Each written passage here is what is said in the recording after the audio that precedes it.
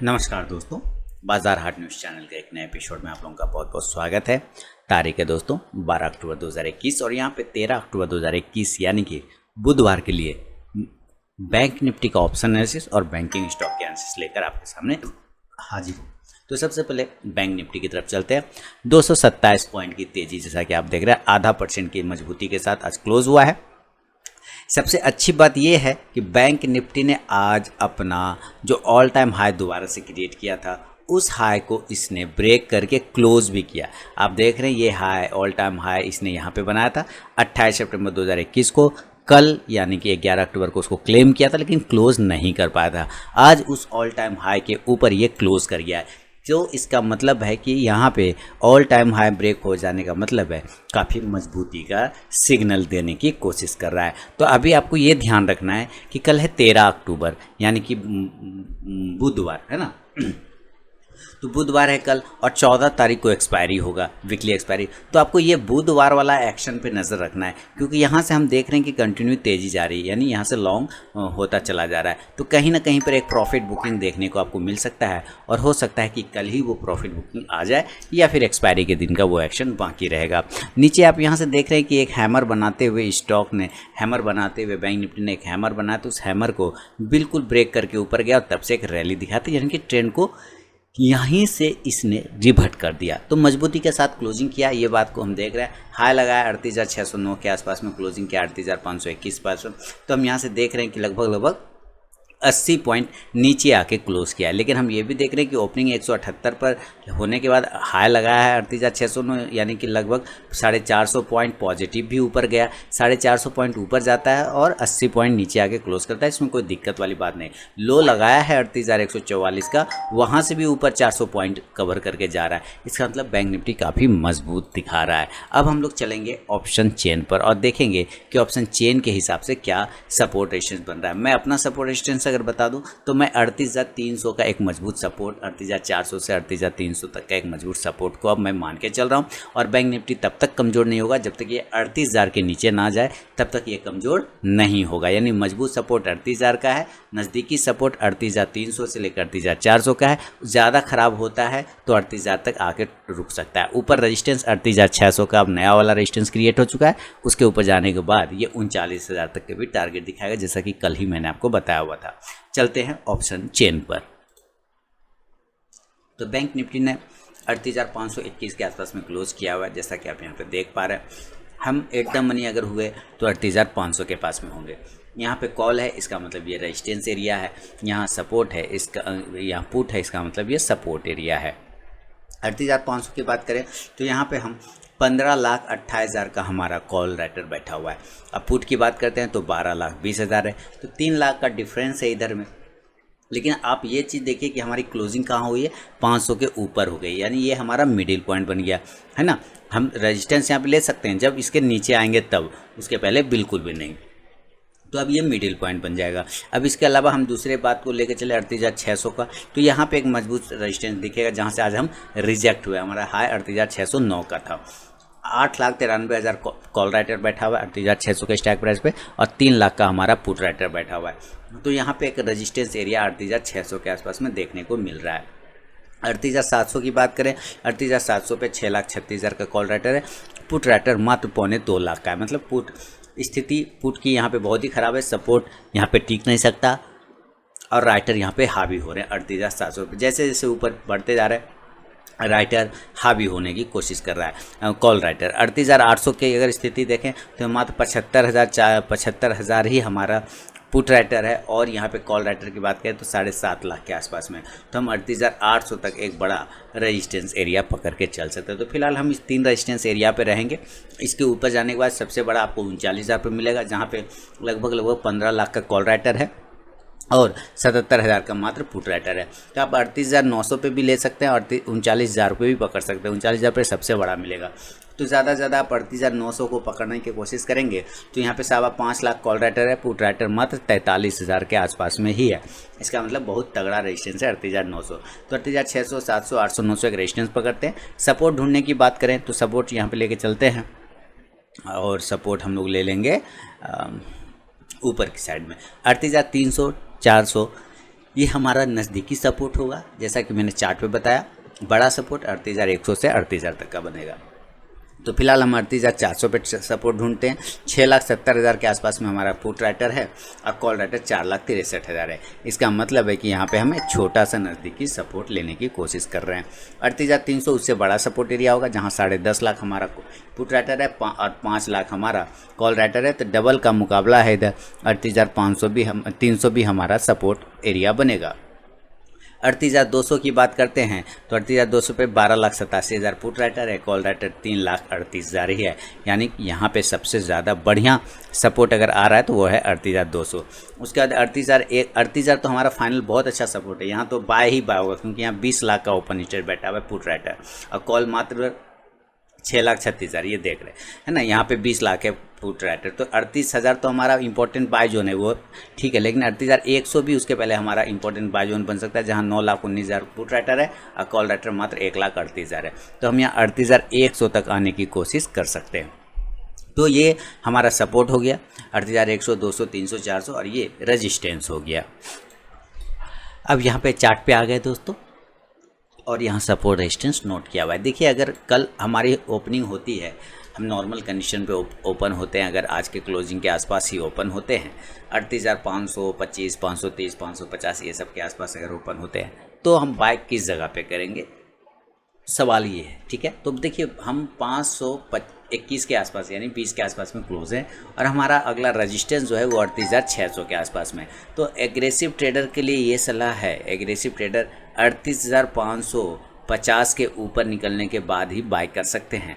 लेकिन मैं चाहूँगा अगर सेफ ट्रेडर हैं तो 38,600 के ऊपर जब प्राइस सस्टेन करना स्टार्ट करे तभी आप बाय करें, अदरवाइज़ वहाँ से रिजेक्शन भी मिल सकता है, क्योंकि आज का हाई है 38,609। तो हम जब इसके ऊपर 38,625 के ऊपर सस्टेन करना स्टार्ट करेंगे तो आपको एक नई तेज़ी यहाँ से देखने को मिलेगी, जिसके बाद इसका अगला टारगेट 38,700 से लेके 38,800 और 900 तक का भी देखने को बन सकता है। 38,900 याद रखिए, 39,000 पे शॉर्ट का लेवल बनाना है, सेल करना है, बाय नहीं करना है 39,000 के लेवल पर। लेकिन उसके पहले 38,900 तक आप बाय करके लेके जाने की कोशिश कर सकते हैं, वहाँ तक इंडेक्स पहुँचने की कोशिश कर सकता है। इस हिसाब से आपको यहाँ पर से कॉल ऑप्शन को बाय करने की कोशिश करना है। 38,600 के स्ट्राइक प्राइस का 38,600, इंडेक्स ऊपर चलेगा तो ये कॉल ऑप्शन भी ऊपर जाएगा। इन केस अगर ये नीचे की साइड में आ जाता है तब हम सेल करने के लिए भी तैयार रहेंगे, और सेल हम 38,500 के नीचे करेंगे, क्योंकि ये हमारा मेक और ब्रेक लेवल है। हम इसके नीचे आने पे सेल कर सकते हैं। टारगेट 38,400, 38,300, 38,200 तक आपको बन सकता है। देखिए 38,200 पे ही हमारा बहुत ही तगड़ा सपोर्ट है। लेकिन इनकेस बहुत ख़राब स्थिति हो गई रोज सिनेरियो में तो 38,100 तक आने की कोशिश कर सकते हैं। और याद रखिए 38,000 जो है ये बाय एरिया है, यहाँ पर आएगा तो बाय करना है, और 39,000 जो है वो सेल एरिया है, यहाँ पे पहुँचे तो सेल ही करना है। ये आप हमेशा याद रखिए, इसके बीच में आप बाय और सेल का एक व्यू लेके चल सकते हैं। तो ये हमारा टारगेट होगा सेल साइड में 38,500 के नीचे 400, 300, 200, और बहुत ज़्यादा ख़राब हुआ तो 100 तक आ सकता है। देन आप यहाँ से पुट ऑप्शन को बाय करें, और पुट ऑप्शन 38,500 का भी ले सकते हैं, 38,400 का भी लेके चल सकते हैं। इंडेक्स नीचे तो ये पुट ऑप्शन ऊपर जाके प्रॉफिट देगा, तो ये आपको ध्यान में रखना है। अब चलेंगे ज़रा गैप अप और गैप डाउन के सिनेरियो में। तो अगर ये गैप अप खुलता है तो गैप अप खुलने के चांस कहाँ बनेंगे, क्लोजिंग बिल्कुल पास में है, अपने हाई के पास में। तो ऊपर जो सबसे अच्छा रेजिस्टेंस एरिया है अभी हमें वहाँ पे दिख रहा है वो 38,800 का एक एरिया आता है। तो या तो ये 38,800 पर आ जाए। देखिए अब तो कोई अंदाज़ा से ही बता सकते हैं, क्योंकि अब इसको ऊपर कोई रेजिस्टेंस दिख नहीं रहा है, चार्ट पे तो कोई रेजिस्टेंस नहीं है, चार्ट तो पूरा ब्लैंक है ऊपर, यानी अब इसको खुला आकाश है। तो ये अंदाज़ा से बन सकता है ज़्यादा से ज़्यादा। तो सबसे बढ़िया अभी जो रेजिस्टेंस एरिया है वो अब 39,000 है, लेकिन उसके पहले 38,900 का भी एक रेजिस्टेंस पड़ता है और 39,000। तो इस दोनों एरिया के आसपास अगर ओपन होता है तो यहाँ से आपको सेल का ही पोजीशन बनाना है, और टारगेट इस कंडीशन में नीचे 38,800 से लेके 38,700 और 38,600 जो कि यहाँ पर आने की कोशिश कर सकता है, जो कि इसका हाई प्राइस है। बहुत ख़राब हुआ तो 38,500 जो मेक और ब्रेक लेवल है और आज का क्लोजिंग प्राइस है वहाँ तक ये पहुँच सकता है। इस हिसाब से आप पुट ऑप्शन को यहाँ बाय करें। 38,800 के स्ट्राइक प्राइस को भी बाय कर सकते हैं, 38,900 के भी स्ट्राइक प्राइस को बाय करके चल सकते हैं। इंडेक्स नीचे तो ये पुट ऑप्शन ऊपर जाके प्रॉफिट देगा। ये हुआ गैप अप में सेल कहाँ पे करना ये बताया। अब ये 38,500 पे अगर ये ऊपर से नीचे आते हुए मिलता है आपको, तब यहाँ से इस 38,500 के एरिया पे आपको कॉन्ट्रा ट्रेड बनाना है, यानी सेल का पोजीशन काट करके आपको बाय के पोजीशन में शिफ्ट हो जाना है। क्लियर। और इस एरिया पे 38,500 पर बाय का पोजीशन बनेगा। टारगेट 38,600, 38,700 और 38,800 तक का भी मिल सकता है। देन आप यहाँ से कॉल ऑप्शन को बाय करना चाहें तो ज़रूर करें, कोई दिक्कत वाली बात नहीं। दोस्तों, अगर आप मेरे नए सब्सक्राइबर हैं, चैनल को सब्सक्राइब नहीं किया है तो आप चैनल को सब्सक्राइब कर लें, बेल आइकन भी प्रेस कर लें। साथ ही टेलीग्राम चैनल को भी ज्वाइन कर सकते हैं, जहां लाइव मार्केट में बहुत सारे कॉल्स आपको फ्री ऑफ कॉस्ट में मिलते हैं। तो कॉल यहाँ वहाँ इंडेक्स के भी कॉल होते हैं, स्टॉक्स के भी कॉल होते हैं और साथ ही करेंसी के भी कॉल मिलते हैं। करेंसी ने तो आज तो धमाल ही मचा दिया था, सेल साइड के सारे टारगेट डन हो गए थे। अब जाके टेलीग्राम चैनल देख सकते हैं। तो कॉल ऑप्शन को यहाँ पे हम कौन सा कॉल ऑप्शन बाय करेंगे, हम 38,600 के स्ट्राइक प्राइस को बाय करके चल सकते हैं। इंडेक्स आएगा जब जाएगा ऊपर तो ये कॉल ऑप्शन भी आपको ऊपर जाके प्रॉफिट देगा। ये गैप अप सिनेरियो का आपको व्यू बताया। अगर इनकेस ये गैप डाउन हो जाता है तो उसका भी लेवल हम लोग यहाँ पे लिखेंगे, गैप डाउन। अगर ये इनकेस गैप डाउन हो गया तो देखिए हम क्लोजिंग कर रहे हैं 38,500 से, हमारा इंपॉर्टेंट सपोर्ट है 38,100।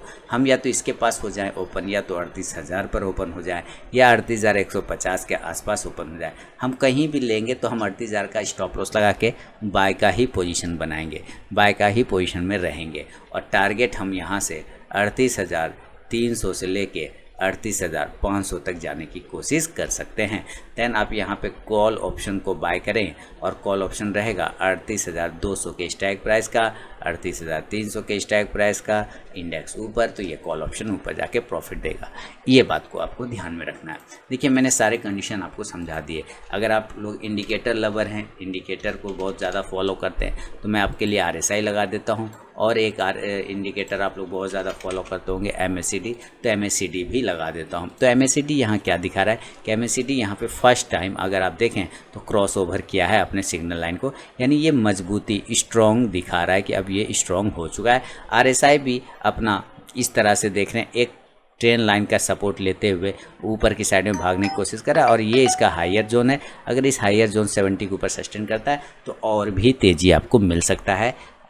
इसमें बैंक निफ्टी में आपको ध्यान रखना है इंट्राडे के चार्ट फ्रेम पर, और इंट्राडे का चार्ट फ्रेम कितना 15 मिनट के टाइम फ्रेम पे। हम लोग अभी बैंकिंग स्टॉक्स को भी देखेंगे, उसमें भी देखेंगे कहाँ पर हमें क्या कौन से स्टॉक्स में बना रहा है पोजीशन। देखिए यहाँ पे एक शुरू में इसने क्या किया कि पूरा थकाया, आपको पूरा प्रीमियम खाया होगा इसने। मुझे उम्मीद है पूरा प्रीमियम खाया होगा, क्योंकि ये साइडवेज सिचुएशन में प्रीमियम खाता है लोग, डिके हो जाता है, कहीं कुछ बचता नहीं। अब हमारे लिए सिर्फ ऊपर का एक जोन है 38,625, उसको ब्रेक करने के बाद आपको नई ताजगी 38,700 से 800 तक मिलेगा। और नीचे अगर ये सपोर्ट एरिया ब्रेक करता है 38,400 को, तो एक गिरावट मिल सकता है जो 38,300 से लेकर 200 तक आने की कोशिश कर सकता है बैंक निफ्टी। तो ये है दोस्तों बैंक निफ्टी पे मेरा अपना व्यू। अब चलेंगे हम लोग बैंकिंग स्टॉक्स की तरफ। तो चलते हैं बैंकिंग स्टॉक्स पर, और ये आ गया आपके सामने बैंकिंग स्टॉक्स। सबसे पहले मैं डेली के टाइम फ्रेम पे इसको शिफ्ट कर लूँ। बिल्कुल, अब देखिए यहाँ पे बैंकिंग स्टॉक्स क्या दिखा रहा है। तो यहाँ पे आ गया मैं बैंकिंग स्टॉक्स की तरफ, और देखिए बैंकिंग स्टॉक में AU स्मॉल फाइनेंस बैंक की बात करें तो AU स्मॉल फाइनेंस बैंक एक ब्रेकआउट की तैयारी करता हुआ दिखाई दे रहा है। अगर ऊपर की साइड में 1230 को ब्रेक करता है तो 1250 से 1270 तक जाने की कोशिश करेगा। एक्सिस बैंक ब्रेकआउट आ चुका है, 800 के ऊपर की क्लोजिंग चाहिए, लेकिन 800 के ऊपर अभी ये क्लोज नहीं कर रहा है, लेकिन ब्रेकआउट तो आया हुआ है, इस जोन को ये ब्रेक कर चुका है। तो मुझे लगता है कल एक तेज़ी आपको मिलेगी बैंकिंग स्टॉक्स में। एक्सिस बैंक उसको लीड कर सकता है, क्योंकि इसने अपने एक इंपॉर्टेंट ट्रेंड लाइन को भी अगर आप नीचे से देखें तो ब्रेक करके ऊपर जाने की कोशिश कर रहा है। कल अगर ये 800 को ब्रेक करता है तो 810 से 20 के टारगेट बनाएगा। बंधन बैंक, जैसा कि मैंने यहाँ से एक एरो लगाया फिर डाउन, अब ये ऊपर जाने के चांस बना सकता है। तो 335 के ऊपर जाने के बाद 340, 45 और 50 के टारगेट बनेंगे बंधन बैंक में। हालांकि मेरा सारे शॉर्ट टर्म कॉल डन हो चुके हैं, बंधन बैंक के टारगेट डन हो चुके हैं। आप अगर मेरे चैनल से जुड़े हुए हैं, टेलीग्राम चैनल को भी ज्वाइन किया हुआ है, तो आपको सारे calls, swing trading calls, positional call, intraday call सब मिलते होंगे। अभी देखिए बैंक ऑफ बड़ौदा के सामने खड़ा हूँ। यहाँ पे आप देखिए 90 के 89 से 90 के ऊपर निकलेगा, 92 से 94 का टारगेट बनेगा। बैंक ऑफ इंडिया बहुत ही अच्छे तरीके से नीचे आने के बाद सस्टेन करा। मैंने एक लाइन लगा रखा था कि इस एरिया के पास से ही इसको सपोर्ट लेके यहाँ से ऊपर की साइड में जाना चाहिए, और ये बिल्कुल गया है ऊपर में। उसी तरह से अपने एक train line, important train line को ब्रेक भी किया। अब ब्रेक करने के बाद सस्टेन कर रहा है, ये सबसे बहादुरी है। देखिए ब्रेक करना बड़ी बात नहीं, उसके ऊपर सस्टेन अगर आप करते हैं, आपके पास बहुत सारा लेवल खुल जाएंगे।